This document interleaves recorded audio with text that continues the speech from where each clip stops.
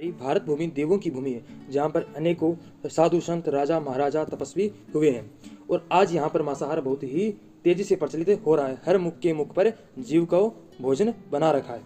मांसाहार इंसान के मुख से अच्छाई होना, इसका मतलब है वो कहे कि मैं दयालु हूँ, तो इससे बड़ा मजाक हो ही नहीं सकता। वो कहे मैं चींटी को भी नहीं मारता, तो क्या हुआ, तुम दूसरों से मरवा लोगे। तो आज की जलती हुई गर्मी के बाद ठंडक मिली और लोगों को गर्मी से परेशानी, क्योंकि किसी को जन्नत जाना है तो किसी को स्वर्ग, तो कुछ को जीवन इतना ही है, तो फालतू की परेशानी क्यों। मतलब जन्नत जाने के लिए जीवों को मारो, काफिरों को मारो, बलात्कार करो, अल्लाह को श्रेष्ठ मानो, पर उसकी बनाई हुई दुनिया या इस कृति को नहीं, क्योंकि वो तो बेकार की चीजें बनाता है।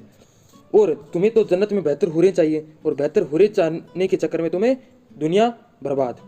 तो जन्नत से बाहर आने के लिए क्या तुम्हारे पूर्वजों ने जन्नत है उसको नरक नहीं बना दिया होगा। और स्वर्ग या पुण्य के चक्कर में हम पेड़ नहीं काटते तो क्या दूसरे से कटवा लेंगे।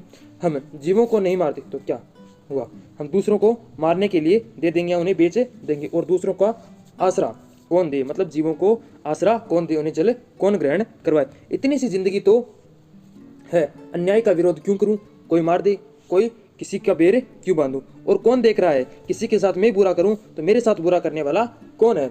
सब कुछ अंधविश्वास है। मुझे जिम्मेदारी बताने वाले अपनी जिम्मेदारी निभाओ, मुझे अपनी जिम्मेवारियों से मुक्ति है, मुझे फालतू की जिम्मेवारियां मत बतलाओ।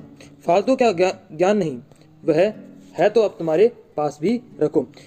अब हे मूर्ख इंसान, कभी फरिश्तों को तो कभी भगवान के आगमन को इंतजार करता रहेगा, उन्हीं से उम्मीदें लगाए बैठे रहेगा। तो कभी तो खुद ऐसा कार्य करो कि तुम्हें भी कोई फरिश्ता माने।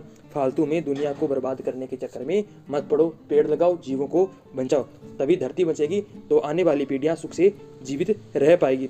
वरना हमारे लिए जिन्होंने बलिदान दिया है उन्हें हमने कहीं से मेडल नहीं दिया था, जो उन्होंने हमारे लिए प्राणों का आहुति दे दी, जिन्होंने हमें आज़ादी दिलाई। और आज़ादी का हम क्या प्रयोग कर रहे हैं वो हर किसी को दिख रहा है।